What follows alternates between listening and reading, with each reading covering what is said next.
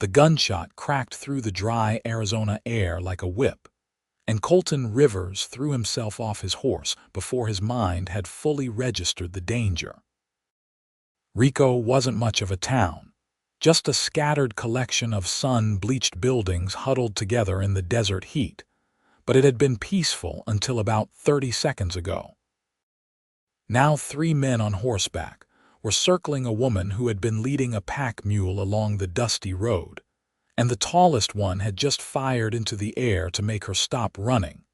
Colton's chest tightened as he took in the scene from behind a water trough. The woman wore traditional Apache clothing, her long dark hair braided down her back, and she was backing away from the men with her hands raised. The mule had bolted at the gunshot, scattering what looked like herbs and woven baskets across the ground. It was June of 1877, and tensions between settlers and the Apache had been running hot for years, but that didn't give anyone the right to terrorize an unarmed woman in broad daylight. "Where you think you're going with all them goods?" the tall outlaw called out. He had a scar running down his cheek and wore a dirty gray duster despite the heat. "You steal those from some honest Christian folk." "I made them," the woman said, her English clear and steady despite the fear Colton could see in her rigid posture. "I trade them in town." "That's so." Another man, shorter and rounder with a tobacco-stained beard, urged his horse closer. "Well, we're gonna need to inspect everything. Make sure you ain't carrying nothing that belongs to civilized people." The third man laughed, a sound that made Colton's jaw clench. He recognized that type of laugh. It was the sound of someone who enjoyed having power over another person, who got pleasure from seeing fear in someone's eyes. Colton had 2 choices. He could mind his own business like most people in Rico seemed to be doing, watching from windows and doorways but not stepping out. The woman wasn't his concern, and getting involved with armed outlaws when he was just passing through wasn't smart.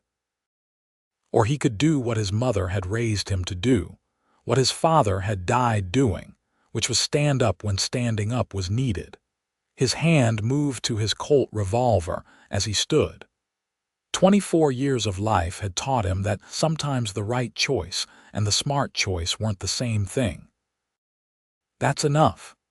Colton's voice carried across the street as he stepped into the open. His boots stirred up small clouds of dust with each step.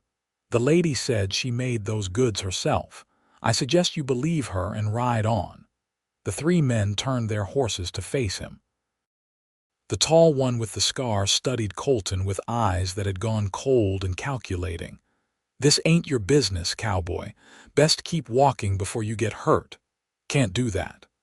Colton kept his hand near his gun but not on it. Not yet. 3 armed men surrounding 1 unarmed woman. "Where I come from, we call that cowardice, not business." The woman's dark eyes met his for just a moment. She was younger than he'd first thought, probably close to his own age, with sharp, intelligent features and a spine that hadn't bent despite the situation. Even afraid, she stood tall. "You calling us cowards?" The short man with the stained beard spat a stream of tobacco juice into the dirt. "That sounds like fighting words, just observations." Colton's heart was hammering, but his voice stayed calm. Years of working cattle drives and breaking horses had taught him that projecting calm could sometimes prevent violence. Not always, but sometimes. "You boys look like you're capable of finding someone your own size to bother. Why don't you prove me right?" The third outlaw, who hadn't spoken yet, was younger than the others, maybe 19 or 20. His hand was already hovering over his gun, and Colton could see the nervous energy in him. That made him the most dangerous right now. Young men were unpredictable.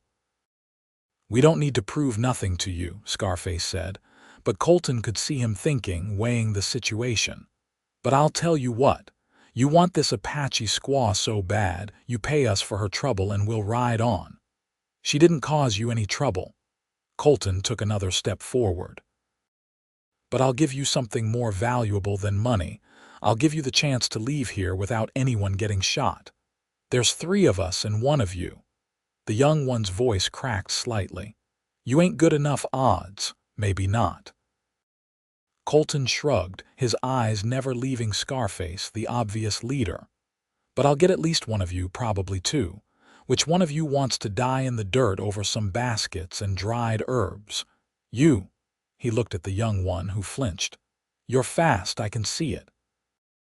But you're nervous, and nervous means sloppy. I'll shoot you first." The young man's hand moved away from his gun slightly. "You," Colton turned his attention to the short one. "You're too drunk already, middle of the day. Your hand's shaking. You'll miss." "The hell I will." But the short one's bluster sounded hollow. "Which leaves you." Colton locked eyes with Scarface. "You're the only real threat here, and you know it. Question is, are you willing to definitely die just to steal some goods you can't even sell? Because that's what'll happen. You might get me, but I'll get you first. I promise you that." The silence stretched out. Somewhere a dog barked. A hot wind blew down the street, carrying the smell of horses and dust. The woman hadn't moved, hadn't made a sound, but Colton could feel her watching this play out.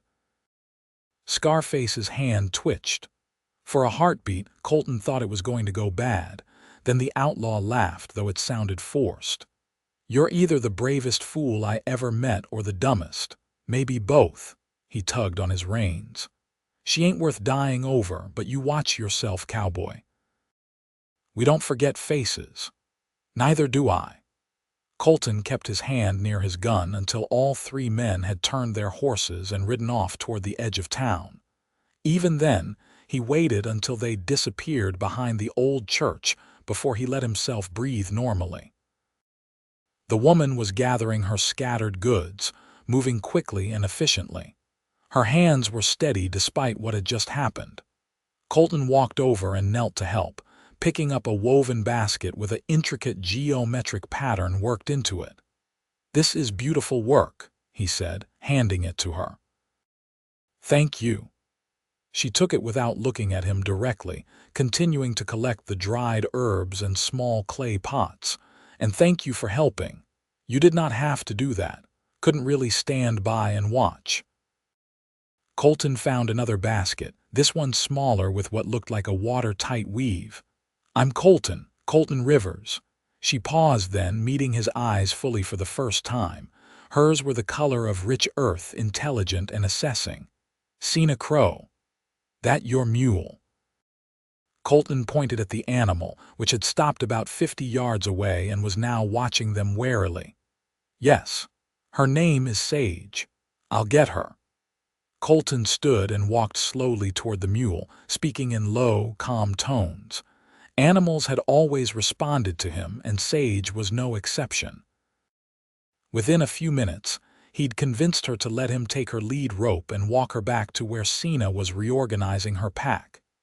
"You are good with animals," Sena observed as she secured a bundle.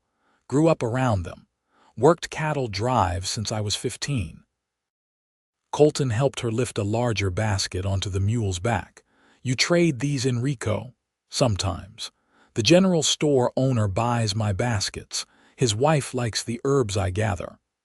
Sena worked as she talked, her movements precise and practiced. "But after today, I do not know if I should come back. Those men aren't from here, drifters probably, looking for easy trouble." Colton frowned. "Though I'm sorry to say you might be right. People in town didn't exactly rush to help. They never do." There was no bitterness in her voice, just statement of fact. "I am used to it." That simple acceptance bothered Colton more than anger would have. "Where are you headed now?" "My camp is about an hour north in the foothills." Sena checked the sun's position. "I should leave soon if I want to make it before dark. Those men might be waiting outside town." The thought had been nagging at Colton. "Let me ride with you, make sure you get home safe." Sena studied him for a long moment. "Why, you already helped me. You owe me nothing more. Not about owing. It's about doing what's right." Colton met her gaze steadily. Besides, I wasn't lying when I said your baskets are beautiful. Seems wrong for anything to happen to them or the person who makes them."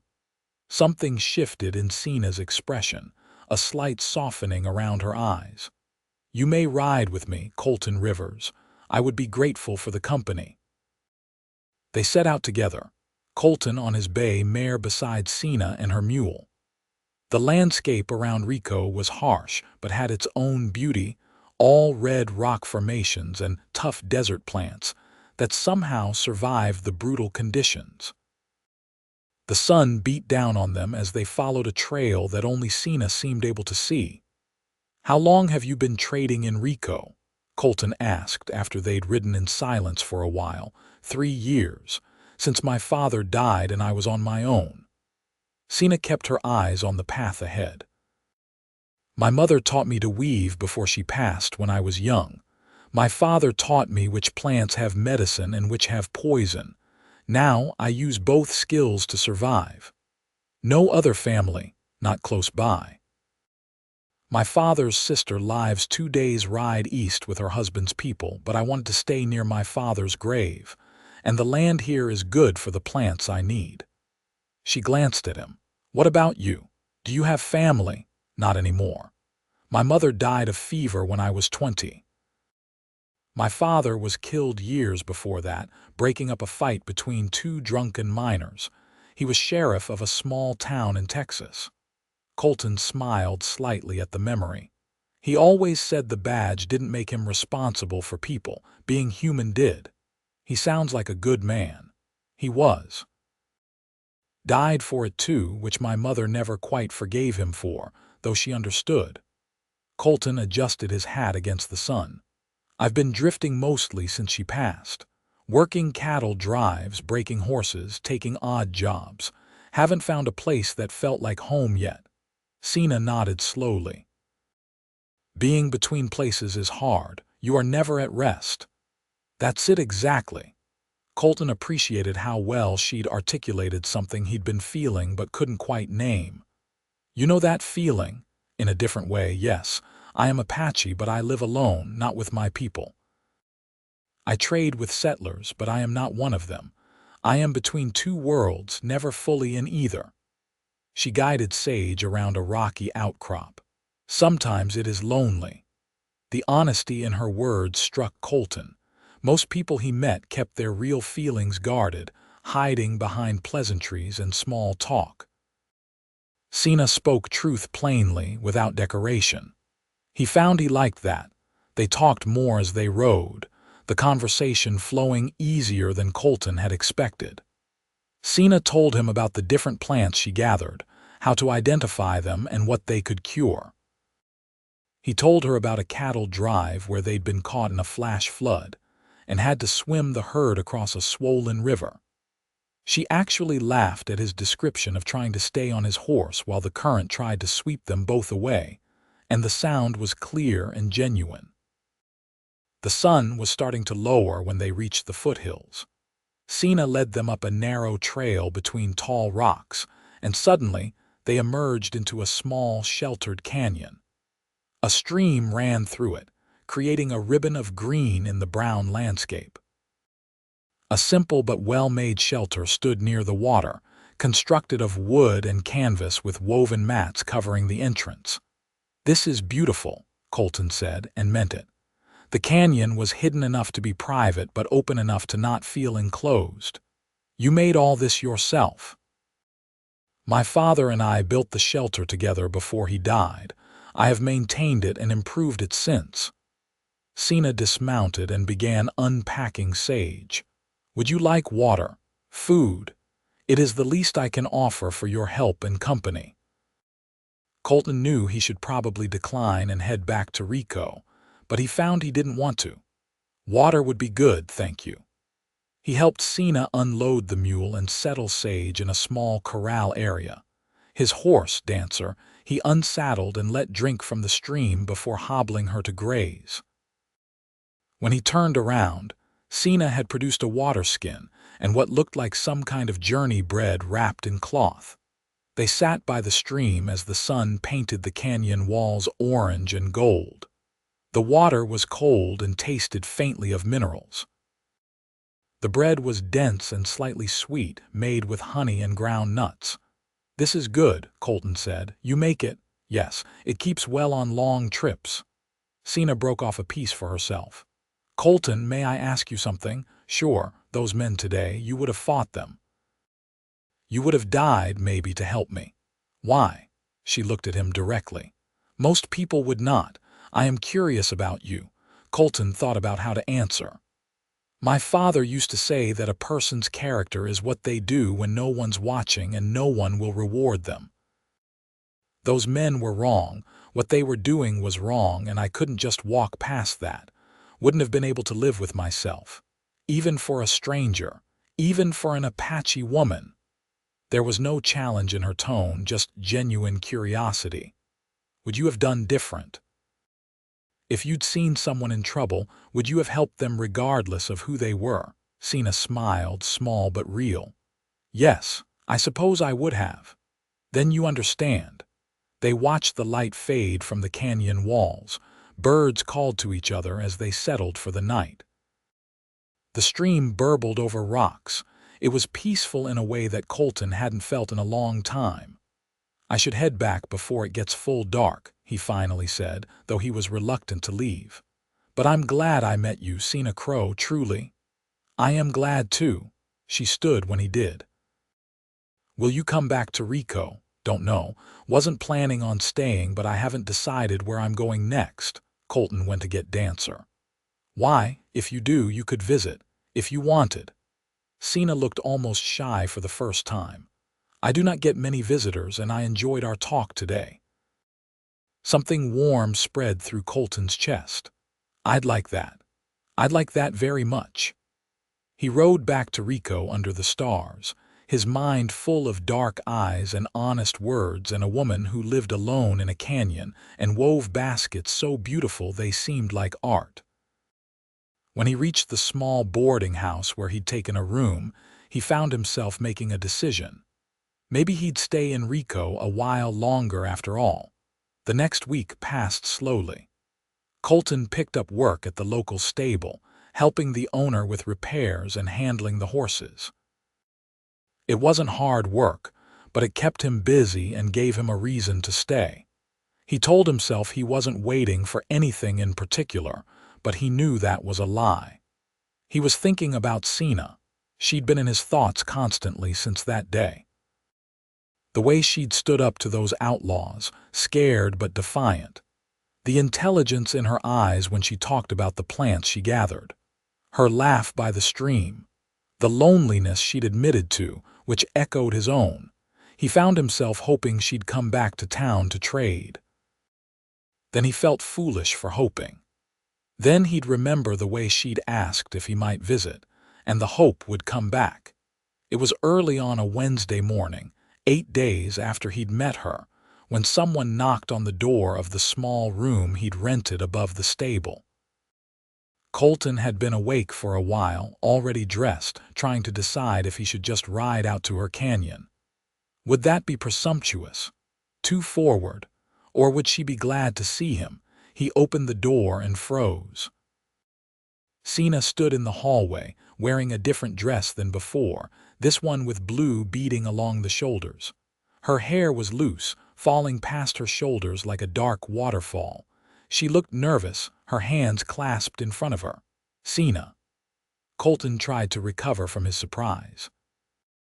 "I didn't expect to see you. Is everything all right?" "Everything is fine." She met his eyes, then looked away, then back again. "May I come in? I need to speak with you about something important." "Of course." Colton stepped back, suddenly very aware of how small and sparse his room was. Just a bed, a chair, a small table, and his saddlebags. "Please sit." Sena sat in the chair while Colton perched on the edge of the bed. She took a breath, seeming to gather her thoughts. "I have been thinking about what happened last week," she began. "About you helping me. About our conversation." She looked down at her hands. "I have made a choice, but I need to explain something first so you understand." "All right." Colton leaned forward, giving her his full attention. When my father was dying, he told me something. He said that life is too short to live in fear, too precious to spend alone. He said that when you meet someone who sees you, really sees you, you should not let them go without trying. Sena's voice was steady but soft. I did not fully understand what he meant until I met you. Colton's heart started beating faster. These 8 days, I have thought about you every day. I told myself I was being foolish, that we only talked for a few hours, but I could not stop. She finally looked up at him. You did not just help me that day. You spoke to me like I was a person, not an enemy or a curiosity. You listened when I talked. You understood when I spoke about being between worlds. I felt the same way, Colton admitted. I've been thinking about you constantly. I was trying to work up the courage to visit you today, actually. A small smile crossed Sena's face. Then perhaps we are both foolish in the same way. The smile faded, replaced by something more serious. But I came here to offer you a choice, Colton Rivers, and it is not an easy one. I'm listening. My people, the Apache, we have certain traditions about courtship.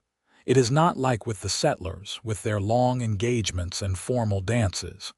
When two people wish to be together, they make their intentions known clearly and quickly.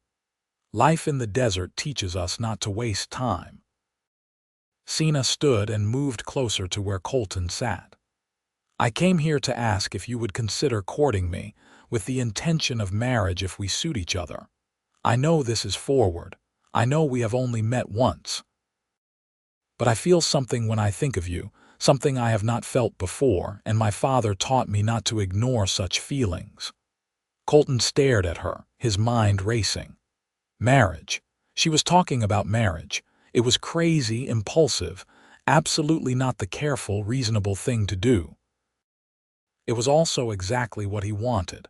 But you need to understand what you would be choosing, Sena continued. If you court me, if you marry me, it will not be easy. Many settlers will not accept it. You will be judged, possibly shunned. Your life will be harder, not easier. She met his eyes. And I need you to understand that I will not give up who I am. I will not pretend to be something different to make others comfortable. So I am offering you a choice. You can say no, and I will leave and not trouble you again. Or you can say yes, and we can see if this feeling between us is real. Colton stood, moving to stand directly in front of her. His heart was hammering, but his mind was clear. Can I tell you something my mother used to say? Sena nodded. She said that safe choices keep you alive, but brave choices make you live. Colton reached out slowly, giving Sena time to pull away if she wanted. She didn't. He took her hands in his. I'm tired of just being alive, Sena. I'm tired of drifting from place to place, never connecting to anything or anyone. And yes, we've only met once, and yes, this is impulsive. But I haven't been able to stop thinking about you, about your strength and your honesty and the way you laugh, about how you make me want to stay in one place for the first time in years. He squeezed her hands gently. I don't care what other people think. I stopped living for other people's opinions when my father died for doing what was right. So yes, Sena Crow. Yes, I will court you. Yes, I want to see if this is real. And if it is, then yes, I will marry you and spend the rest of my life making sure you never regret choosing me. The smile that lit up Sena's face was like sunrise. You are sure? You will not change your mind when you face judgment, I'm sure. And he was. Are you sure? You might decide I'm actually boring once you get to know me better. She laughed, that clear, bright sound he remembered from their ride. I do not think you are boring, Colton Rivers. I think you are brave and kind and honest. I think you are someone I could love. I think I'm already halfway there with you, Colton admitted. They stood there, hands clasped, grinning at each other like fools. Then Sena's expression turned more practical. So what happens now? How do we do this? Well, courting usually involves spending time together, getting to know each other better. Colton thought for a moment. I have a little money saved, not much, but enough to get by for a while. I could find land, start building us a home if things work out. Somewhere between your canyon and Rico, maybe. Close enough to town for trading, but private enough for peace. You would build a home. For us, Sena looked touched, if you'd want that, or we could live in your canyon. Or somewhere else entirely. I'm flexible. Colton realized he was still holding her hands and didn't want to let go. But I'd like to do this right, Sena. Take our time getting to know each other, even if not too much time. Make sure we're both certain before we take permanent vows. That is wise. Sena squeezed his hands. I would like that too, and Colton, thank you for taking me seriously, for not treating my offer as if it were a joke or an insult. Why would I? It's the most honest, courageous thing anyone's ever done. Colton smiled. So when do we start? This courting? Now, if you like. I brought Sage. We could ride out to my canyon and I could show you more of the land. We could talk, really talk about our lives and what we want. Sena tilted her head. Unless you have work today, I'll tell the stable owner I need the day. He'll understand. Or he wouldn't, but Colton didn't care. This was more important than mucking out stalls. They rode out together under the climbing sun, taking the now familiar trail toward the foothills. But this time felt different. This time they weren't strangers helping each other. They were two people actively choosing to explore something together, something that could change both their lives. Colton found himself watching Sena as they rode, memorizing the way she sat her mule with easy confidence, how she pointed out different plants and landmarks along the way. She caught him looking a few times and smiled, not shy or coy, but pleased. At the canyon, Sena showed him around properly. Her garden of medicinal plants carefully tended and organized, the place where she gathered clay for her pots, the spot upstream where the water ran clearest. A small cave in the canyon wall where she stored food and supplies to keep them cool. You've built a real life here, Colton said, impressed by how well established everything was. It's not just surviving, it's a home. It is, but it can be lonely, Sena admitted. I am self-sufficient, which I am proud of. But humans are not meant to be alone all the time. We need connection, community. I miss that. Tell me about your family, Colton said as they sat by the stream, much like they had the week before. Your mother and father, what were they like? Sena was quiet for a moment, her eyes distant with memory. My mother was strong. She had to be, married to a man who chose to live apart from the tribe, who wanted peace when others wanted war. She taught me to weave, to cook, to be proud of who I was. She died when I was 12, from a sickness that came through these parts. The doctors in town would not treat her. The last sentence was delivered plainly, but Colton heard the old anger and pain beneath it. My father never recovered from losing her, not really, Sena continued. But he lived for me, raised me well. He taught me everything he knew about the land, about plants and animals and survival. He was patient and kind. When he died 2 years ago, I felt like I lost my last connection to anyone who truly knew me. I'm sorry. Colton wished he had better words, but he knew from experience that sometimes the simple ones were best. Tell me about your parents, Sena said. What were they like together? Colton smiled. Stubborn, both of them. My mother didn't want my father to be sheriff. She knew it was dangerous. But she also knew he wouldn't be happy doing anything else, so she lived with her fear because she loved him. When he died, she was heartbroken, but she also said she'd rather have had the years they did have than no years at all out of fear. She sounds wise. She was. Practical too. After my father died, she ran a boarding house to support us.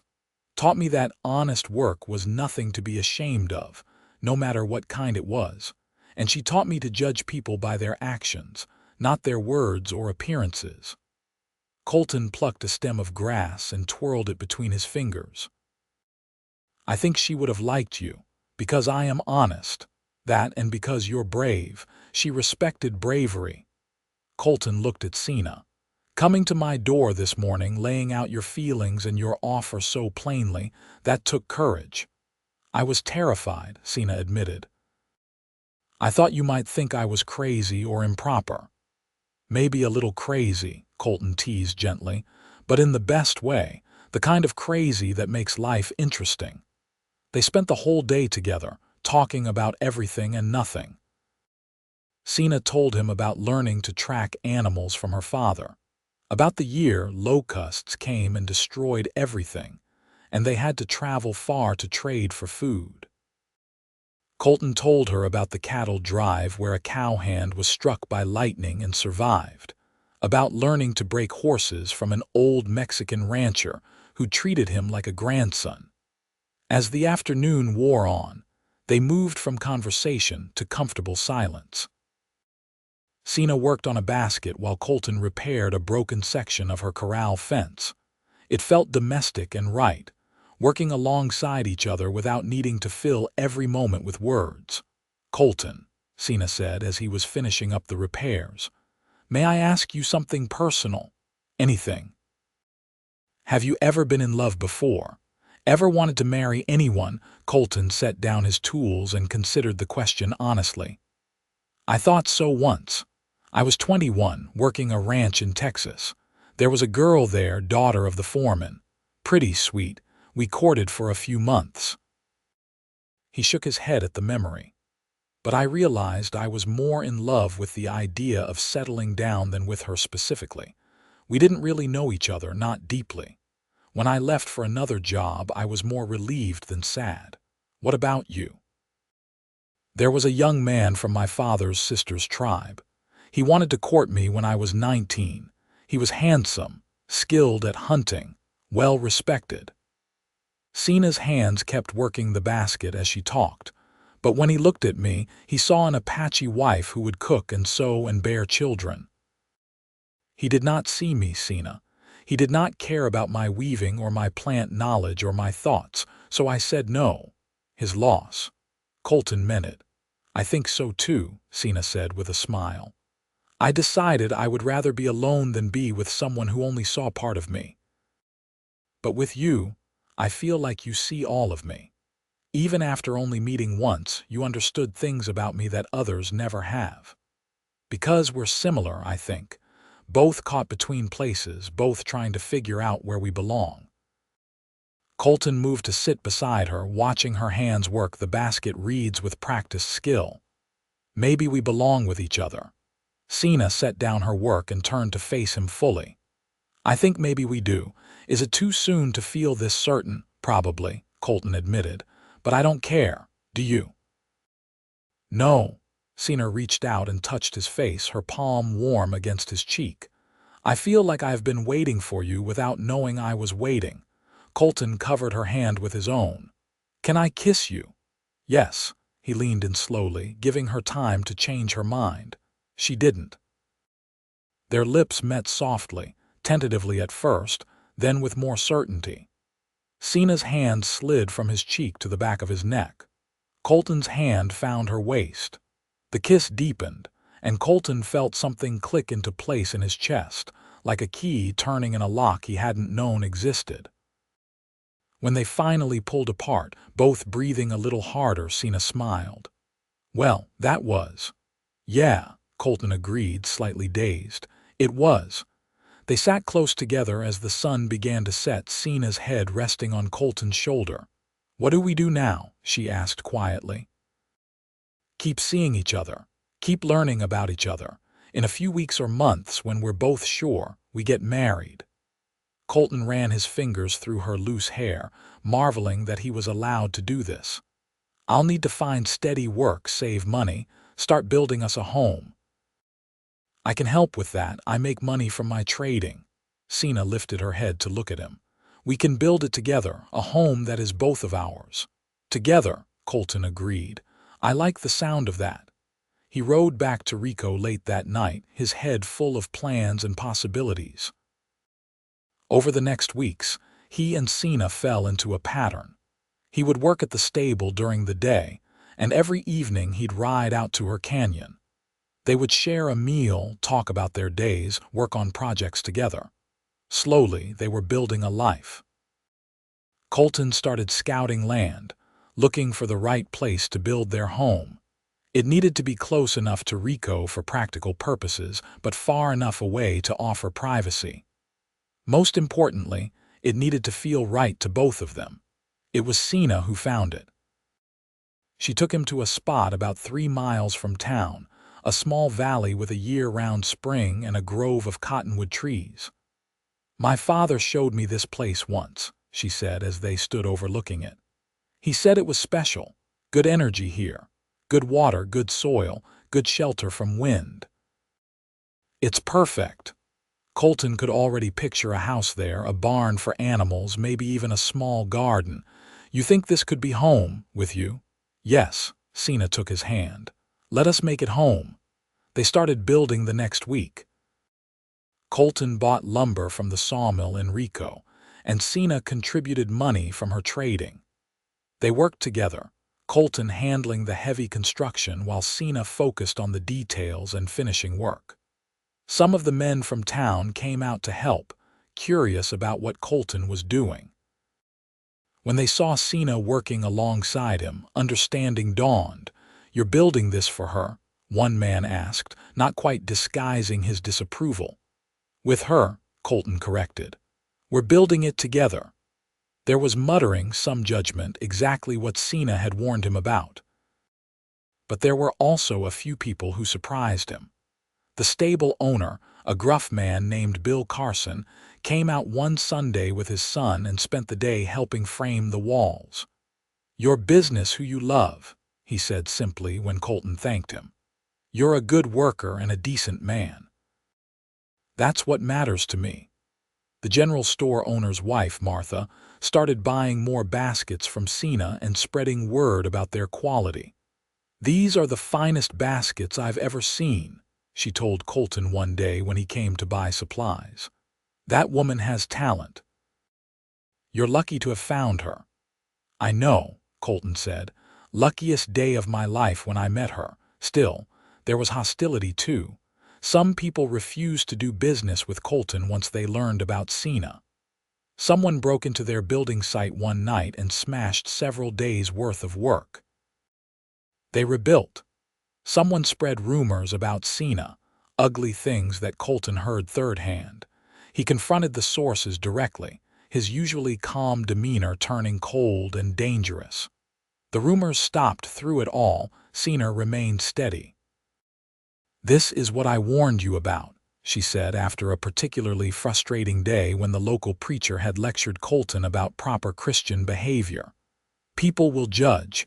They will try to make us doubt ourselves. They can judge all they want." Colton pulled her into his arms. "Doesn't change how I feel about you." "How do you feel about me?" Sena asked, looking up at him with those dark eyes that still made his heart skip. "I love you." It was the first time he'd said it out loud, though he'd known it for weeks now. "I love your strength and your honesty. I love how you never pretend to be anything you're not. I love waking up knowing I'll see you that day. I love the future we're building together." Sena's eyes went bright with tears. "I love you too, Colton Rivers. I love your kindness and your courage. I love that you see me as I am and want me anyway. I love that you make me laugh and that you listen when I talk. I love you, and I want to marry you." "How about we make it official then?" Colton dropped to one knee right there in the dirt of their construction site. He didn't have a ring, didn't have flowers or anything else traditional. All he had was himself and his love. "Sena Crow, will you marry me?" "Yes." She pulled him to his feet and kissed him. "Yes, I will marry you. When?" "As soon as we can arrange it." Colton grinned. "I don't want to wait anymore." They were married 3 weeks later in a simple ceremony at their new home. It wasn't finished yet, more of a shell than a house, but the walls were up and the roof was on. That was enough. The preacher from Rico had refused to perform the ceremony, but they found a traveling minister who had no such qualms. Bill Carson and his family came, as did Martha from the general store and a handful of others from town who'd gotten to know them both. Sena's father's sister, a woman named Tahira, traveled from her home to attend with her husband and two of their children. She embraced Sena with tears in her eyes. "Your father would be so happy," she said. "He wanted you to find love, to not be alone." "I am not alone anymore," Sena said, looking at Colton with such love that his chest tightened. "I have found my partner." The ceremony itself was short but meaningful. They exchanged vows they'd written themselves, promising to support each other, to be honest with each other, to build a life together based on respect and love. Colton's voice was steady as he promised to always see Sena for who she was, to honor her strength and independence. Sena's voice was clear as she promised to stand beside him through whatever came, to build a home filled with love and laughter. When the minister pronounced them husband and wife, Colton kissed Sena like it was the first and last kiss of his life. Around them, their small group of supporters cheered. They celebrated with a simple meal of roasted meat and fresh bread, with some of the preserves Sena had made and a cake that Martha had insisted on providing. As the sun set, people began drifting away until only Colton and Sena remained, sitting on the porch of their unfinished home, watching the stars come out. "How does it feel to be married?" Sena asked, her head on Colton's shoulder. "Feels right, like everything finally makes sense." Colton kissed the top of her head. "How about you?" "Happy. Happier than I have been in years, maybe happier than I have ever been." Sena laced her fingers through his. "Thank you for choosing me, Colton, for seeing me. Thank you for being brave enough to give me the choice." Colton tightened his arm around her. "I know it wasn't easy coming to my door that day. Best decision I ever made." Sena lifted her head to kiss him properly. "Now come, husband, let us celebrate our marriage properly." They had set up a proper bed in one of the completed rooms, and that night they came together as husband and wife with tenderness and passion. Colton had been with women before, but this was different. This was about more than physical pleasure. This was about connection, about two people choosing each other completely. Afterward, lying tangled together under the blankets, Sena traced patterns on Colton's chest. "I want to tell you something," she said softly. "What's that?" "When I came to your door with my choice, I was prepared for you to say no. I had a whole speech planned about how I understood if you were not interested, how I would respect your decision." She smiled against his skin. "But I also had hope. Because of the way you looked at me when we said goodbye that first night, like you did not want to leave, like you were already starting to care, I was." Colton ran his fingers through her hair, loose and spread across his chest. "From that first day, you got under my skin in the best way." "Good." Sena shifted to look at him. "Because you are stuck with me now, Colton Rivers, for better or worse, definitely for better." Colton pulled her up for another kiss. "I love you, Mrs. Rivers." Sena's smile was radiant. "I love you too, my husband." They spent the next months finishing their home together. Colton continued working at the stable while also doing construction work. Sena maintained her trading business, though she expanded it, selling not just to the general store but to other towns within traveling distance. Together, they created something beautiful. The house grew room by room. A kitchen with a proper stove that Colton bought used from a family leaving Rico. A living area with furniture they built themselves and decorations that reflected both their cultures. A bedroom with a real bed frame and a mattress stuffed with clean straw and wool. A spare room that they both privately thought would make a good nursery someday, though neither said it aloud yet. Sena planted a garden with both practical vegetables and medicinal herbs. Colton built a barn and bought 2 milk cows and some chickens. They acquired a dog, a mutt that showed up one day and refused to leave, which they named Pepper for his speckled coat. Slowly, their house became a home, filled with the small accumulations of a shared life. Their first winter together was harsh, with snow covering the valley and temperatures dropping below freezing. But inside their home, wrapped in blankets by the fire, Colton had never been warmer. They would spend long evenings together, Sena working on baskets while Colton repaired tack or read aloud from books borrowed from Martha. Sometimes they just talked about everything and nothing, the easy conversation of two people completely comfortable with each other. "You ever regret it?" Sena asked one particularly cold night. "Marrying me." Dealing with the judgment, Colton set down the bridle he'd been mending and looked at her seriously. "Not for 1 second, not ever, do you?" "Never," Sena smiled. "But I worry sometimes that I have made your life harder." "You've made my life better in every possible way." Colton moved to sit beside her, taking her hand. "Before you, I was just drifting, not really living. Now I have purpose, direction, home. You gave me all that." "We gave it to each other," Sena corrected. She set aside her basket and curled into his side. "I was alone, just surviving. Now I have a partner, a home, a future. I wake up grateful every day." They sat in comfortable silence, the fire crackling, Pepper snoring at their feet. Outside, the wind howled and snow fell, but inside, everything was warm and safe. Spring came eventually, melting the snow and turning the valley green.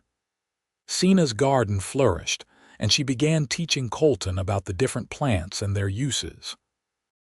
He proved to be an attentive student, learning quickly how to identify useful herbs and how to harvest them properly. "You have a gift for this," Sena said, watching him carefully dig up some roots. "You understand the plants." "I have a good teacher." Colton grinned at her.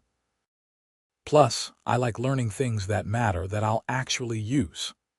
As summer approached, Sena began to suspect she might be pregnant. She didn't say anything at first, wanting to be sure, but when her monthly bleeding didn't come for the second time, she told Colton. "Are you certain?" he asked, his face lighting up with cautious joy. "As certain as I can be without more time passing." Sena took his hands. "How do you feel about it?" "Scared," Colton admitted. "But happy. So happy, Sena, we're going to have a baby." He swept her into his arms, spinning her around until she laughed and made him stop. Then he set her down carefully, as if she'd become suddenly fragile. "I am not breakable," Sena said, amused. "Women have been having babies since the beginning of time." "I know, but you're my wife." "This is our baby." Colton placed his hand gently on her still flat stomach. "I'm going to take care of both of you." "I know you will." Sena covered his hand with hers. "We will take care of each other, and we will take care of our child together." The pregnancy progressed smoothly. Sena continued working, though Colton hovered more than necessary. Tahira came to visit and taught Colton what to expect, how to help, what to prepare for. Martha brought baby clothes and blankets, gifts that touched both Colton and Sena deeply. "People can surprise you," Martha said. "Oh, there's still those who judge, who will always judge. But there's more folks than you think who see two people trying to build a good life together and respect that, whatever else might be true." As Sena's belly grew, Colton found himself talking to the baby, telling stories about his parents, about Sena's parents, about the life they were building. Sena would smile and put his hand on her stomach so he could feel the baby kick. "Strong child," she said. "Like the father." "Stubborn child," Colton teased. "Like the mother." "Both, probably." Sena looked down at her belly with love. "And that is good. This child will need to be both strong and stubborn." The baby came on a crisp October evening after a labor that lasted most of the day. Tahira was there to help, her experienced hands guiding Sena through the process. Colton stayed by his wife's head, holding her hand, offering water and encouragement. When the baby finally emerged with a lusty cry, Tahira wrapped the infant in a clean blanket and placed the baby in Sena's arms. "A boy," she announced. "A healthy, strong boy." Colton looked down at his son, this tiny, perfect human that he and Sena had created, and felt tears running down his face. "He's beautiful. Sena, he's perfect. Our son." Sena was crying too, touching the baby's face with gentle fingers. "Our Carter." They had chosen the name weeks before, wanting something that honored Colton's heritage while being simple enough to work in both worlds. Carter Rivers, born to a cowboy father and an Apache mother, a child who would grow up knowing both cultures, loved by both. "Hello, Carter," Colton said softly, running a finger across his son's tiny fist. The baby gripped it instinctively, and Colton felt his heart completely stolen. "Welcome to the world, son. We are so glad you're here." The first months of parenthood were exhausting and wonderful. Carter was a good baby, healthy and strong, but babies needed constant attention. Colton and Sena took turns with night feedings, with changing cloths, with the endless tasks of keeping a small human alive and thriving. But even in the exhaustion, Colton found joy. Joy in watching Sena sing Apache lullabies to their son. Joy in Carter's first smile, directed at Colton while he was making funny faces. Joy in the simple fact of having a family, a real family of his own. "I never knew I could love someone this much," Colton said one night, holding Carter while Sena rested. "I thought I understood love after falling for you, but this is different. This is everything." "I know." Sena watched her husband and son with soft eyes. "We made this, Colton. We made this beautiful life, this beautiful child. We did this together." Carter grew quickly, as babies do. He started smiling, then laughing, then reaching for things. By 6 months, he was sitting up on his own, his dark eyes curious about everything around him. He had Colton's smile and Sena's eyes, a perfect blend of both his parents. As Carter's first birthday approached, Colton and Sena decided to have a small celebration. They invited Tahira's family, Bill Carson and his family, Martha and her husband.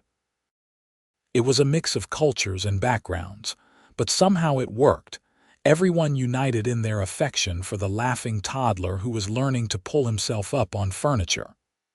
"He'll be walking soon," Tahira predicted, watching Carter cruise along the edge of a chair. "And then you'll have real trouble keeping up with him." She was right. By 14 months, Carter was walking and getting into everything. The house had to be made safe, dangerous things moved out of reach. The garden had to be fenced to keep him from eating things he shouldn't. Pepper became Carter's devoted guardian, following the toddler everywhere and tolerating being used as a walking support with patient dignity. Life settled into a comfortable rhythm. Colton had saved enough money to buy some land and started raising horses, using the skills he'd learned over years of working with them. It turned out he had a gift for it, and word spread. People came from surrounding towns to buy horses trained by Colton Rivers. Sena continued her trading business, but she also began teaching other women, both settler and Apache, about medicinal plants and weaving.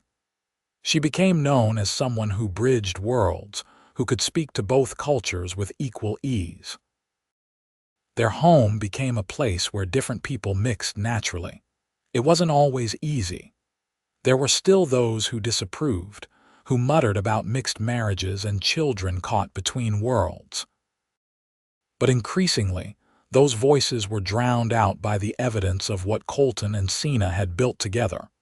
When Carter was 3, Sena became pregnant again. This time, the pregnancy felt easier, perhaps because they knew what to expect. Or perhaps because Carter provided constant entertainment and distraction. "Baby," Carter asked, patting Sena's growing belly. "Baby in there." "Yes, little one. Your brother or sister is growing in there." Sena guided his hand to where the baby was kicking. Feel that? Carter's eyes went wide. Baby kicking. That's right. The baby is saying hello to you. Sena smiled at Colton over their son's head. What do you think? Shall we tell him he's going to be a big brother soon? I think he's figured it out already, Colton said, laughing at Carter's fascinated expression. Their daughter was born in early spring, arriving so quickly that Tahira almost didn't make it in time. Colton delivered his own daughter with shaking hands and overwhelming love, catching her as she emerged and placing her on Sena's chest. A girl, Sena breathed, tears streaming down her face. Oh, Colton, we have a daughter. She's perfect. Colton was crying too, overwhelmed by the miracle of it. Just like her mother. They named her Sarah after Colton's mother. Sena Rivers had her father's lighter hair and her mother's determined spirit. From the beginning, she knew exactly what she wanted and wasn't shy about demanding it. Carter was fascinated by his baby sister, wanting to help with everything. Careful became one of his favorite words as he tried to be gentle with Sarah. Watching his children together, Colton felt a contentment so deep it was almost painful. We did good, he told Sena one evening after both children were finally asleep. We built something amazing. We did. Sena leaned against him, both of them tired but happy. Do you remember the day we met? When you stepped between me and those outlaws, of course, changed my whole life, mine too. I remember thinking you were either very brave or very foolish. Sena smiled. I am glad you were brave. I'm glad you came to my door with a choice. Colton kissed her temple. Best choice I ever made was saying yes to you. The years flowed past like the stream through their valley. Carter and Sarah grew from babies to children, full of energy and curiosity. The house echoed with their laughter, with their questions, with the noise of life being fully lived. Colton taught both children to ride as soon as they were old enough. Carter took to it naturally, fearless on horseback. Sarah was more cautious but determined, refusing to quit until she mastered each new skill. Sena taught them both about plants and weaving, about their Apache heritage, about the value of hard work and honesty. The children attended the small school in Rico, where they sometimes faced questions or comments about their mixed heritage. But Colton and Sena had prepared them for this, teaching them to be proud of who they were, to stand tall in the face of ignorance. Some people won't understand, Colton told Carter after the boy came home upset about something another child had said. Some people are afraid of things that are different from them, but that's their problem, not yours. You know who you are, and that's what matters. I'm Colton Rivers, the boy said, lifting his chin. I'm Apache and I'm white. I'm both, and that makes me special, not wrong. That's exactly right. Colton hugged his son. Don't ever let anyone make you feel less than you are. When Carter was 8 and Sarah was 5, Sena's Aunt Tahira passed away peacefully in her sleep. The whole family traveled to attend the funeral, and it was Carter who surprised everyone by speaking at the ceremony. In halting but clear Apache, which Sena had been teaching him, he talked about how Tahira had told him stories about his grandfather and grandmother, keeping their memory alive. There wasn't a dry eye in the gathering, and afterward, several of Tahira's relatives approached Colton and Sena. You are raising them well, one elder said. They know who they are. They honor both sides of their heritage. This is good. On the ride home, Sarah was quiet in a way that was unusual for her. Finally, she asked, Papa, will people always be different? What do you mean, sweetheart? Colton adjusted her position in front of him on the saddle. Some people think it's bad that Mama is Apache and you're not. Some people think Carter and I are wrong somehow, but some people are nice and don't care. Sarah looked up at him with serious eyes. Will it always be like that? Colton exchanged a look with Sena, who was riding alongside them with Carter. I don't know, he answered honestly. I hope someday people will care more about whether someone is good or bad, kind or cruel than what they look like or where they come from. But even if that day never comes, you know what matters. What? You know that you're loved. You know that your mama and I think you and Carter are the best things that ever happened to us. You know that you have family and friends who see you for who you really are.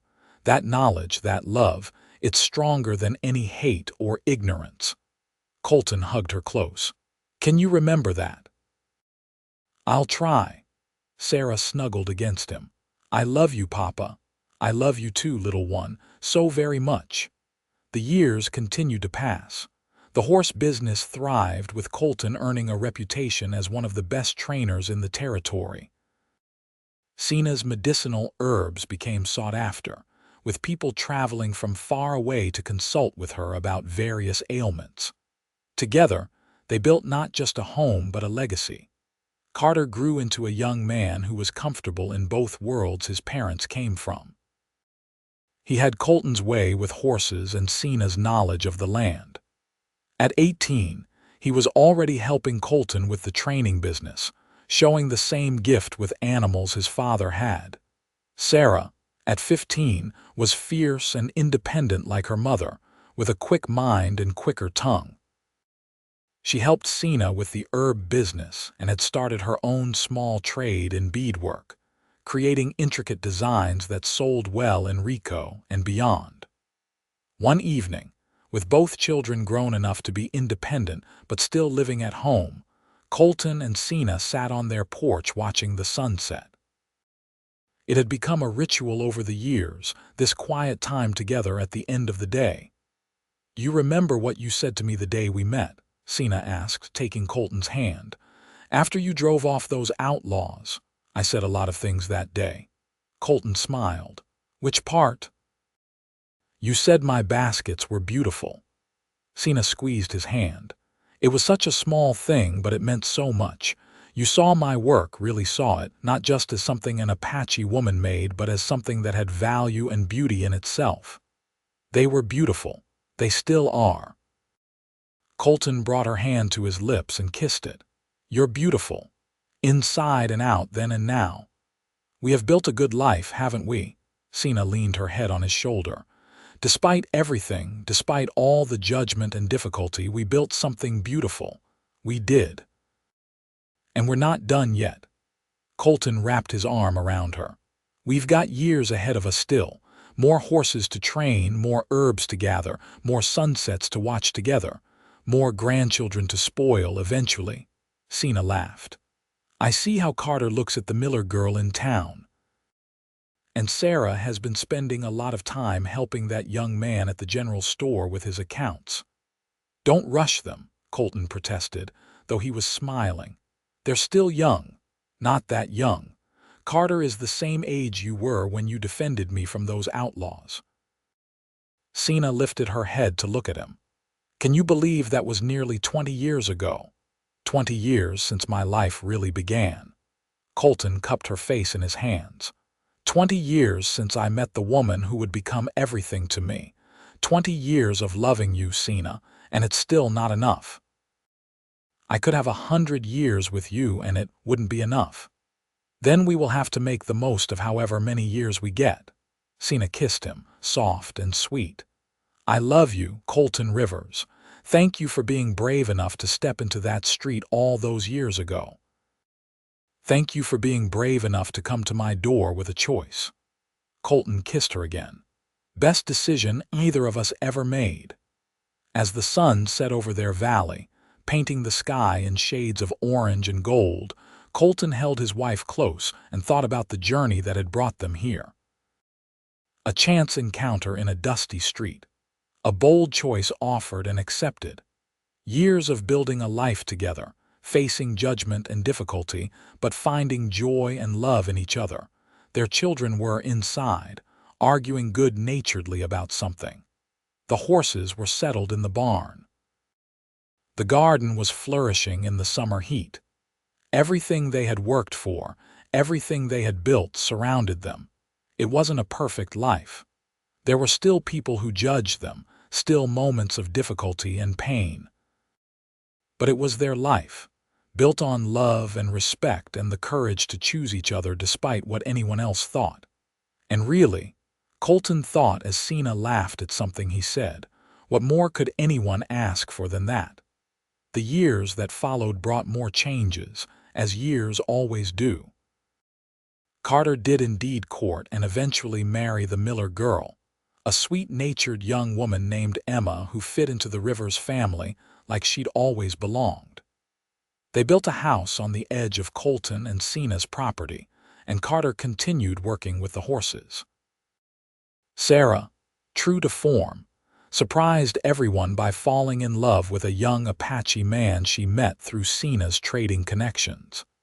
His name was Running Deer, though he went by Red among the settlers, and he was a skilled craftsman who made beautiful tools and weapons.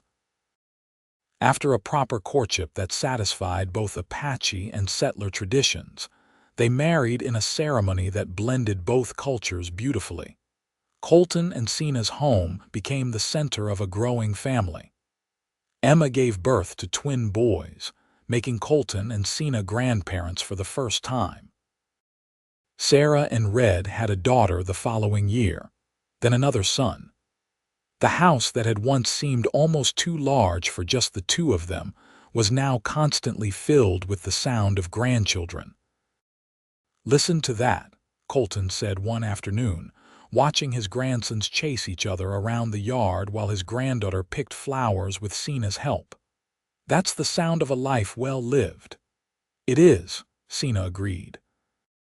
She was in her mid-40s now, with threads of silver starting to appear in her dark hair, but to Colton, she was as beautiful as the day they'd met. "We have been very blessed. We have." Colton pulled her close, not caring that they were in full view of their children and grandchildren. "And it all started with you being brave enough to come to my door, and you being brave enough to say yes." Sena kissed him, long and sweet, ignoring the exaggerated gagging sounds from their watching grandsons. As they stood there together, surrounded by the family they'd created and the life they'd built, Colton reflected on the strange and wonderful path that had led them here. A confrontation in the street had led to a conversation by a stream, which had led to a bold proposal and an even bolder acceptance. Every choice after that, every decision to stand together against judgment and difficulty, had led to this moment. Their love story wasn't one of simplicity or ease. It was a story of two people from different worlds choosing to build a new world together. A story of courage and commitment, of standing firm in the face of opposition, of believing that love was stronger than prejudice. And in the end, they had been right. Love had been enough. Not because it made everything easy, but because it made them strong enough to face whatever came together. "What are you thinking about?" Sena asked, noticing Colton's thoughtful expression. "About how glad I am that you appeared at my door that day with a choice." Colton smiled. "About how saying yes to you was the best decision I ever made. About how much I love the life we've built together." "Only the best decision," Sena teased.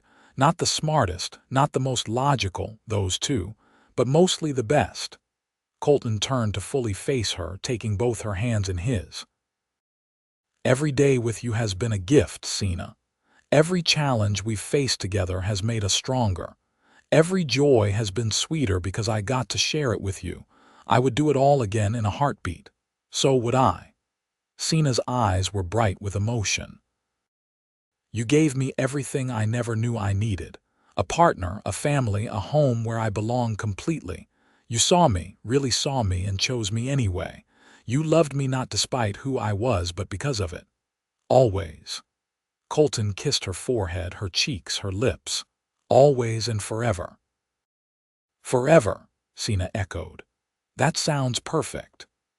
As the sun began to set once again over their valley, painting the sky in brilliant colors, Colton and Sena stood together surrounded by their family.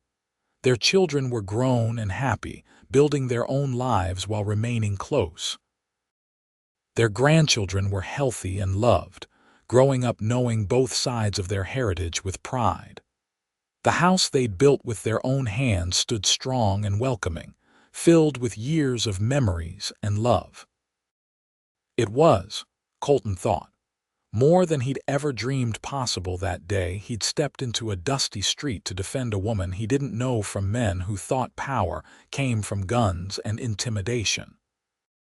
He'd acted because it was the right thing to do, never imagining it would lead to this, to a love that transformed his entire life, to a family that was his whole world.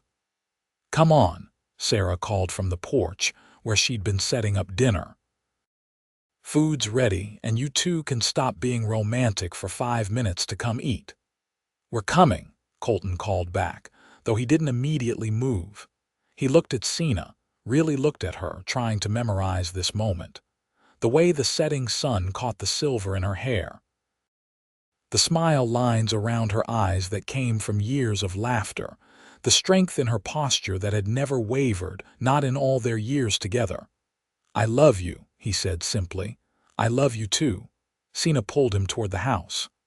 "Now come, husband. Our family is waiting, and the food is getting cold."